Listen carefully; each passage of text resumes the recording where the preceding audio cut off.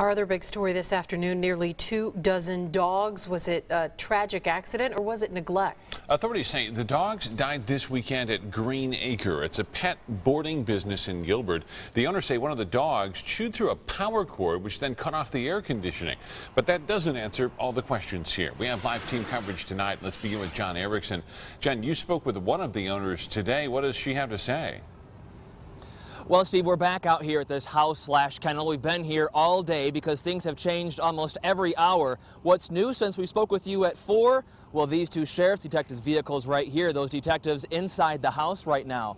I was inside the house on Saturday night when this news broke with the husband and wife who run this kennel with their 9 children. The wife that night, pretty calm. Today, a different story, almost defiant, shouting about a variety of topics to anyone who'd listen. Melissa Hughes says this all was a horrible accident. Nobody feels worse about these poor special angel dogs than me and my husband and my daughter and my son-in-law. Nobody. The only thing that could prevent it is if I could read dogs' minds or predict the future. That's it. Some dog owners whose pets died Friday wondered why they weren't told until Saturday. We called the people we needed to call that were expecting their dogs that day. They were notified. We're not going to call people at midnight. I don't care if you people think that's reasonable. That's not reasonable to me. She says some of her adopted foster children were in the house when all this happened.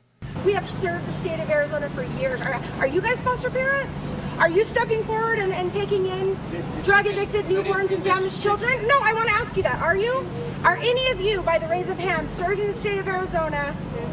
You have foster children? Her daughter and son-in-law were watching the dogs. That son-in-law is Austin Flake, Senator Jeff Flake's son. We asked Melissa if the dogs were barking, making noise as that room got hotter. I don't know. I've never died of heat exhaustion, so I don't know.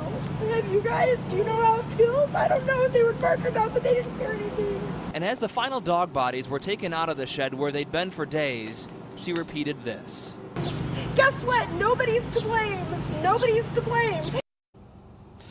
But plenty of the dogs' owners disagree. They have a lot of questions about these stories because, of course, their dogs were like family members to them. We'll hear from some of them coming up at 6. Yeah, we'll follow this investigation as well to see if anyone is indeed to blame. Thanks so much, John.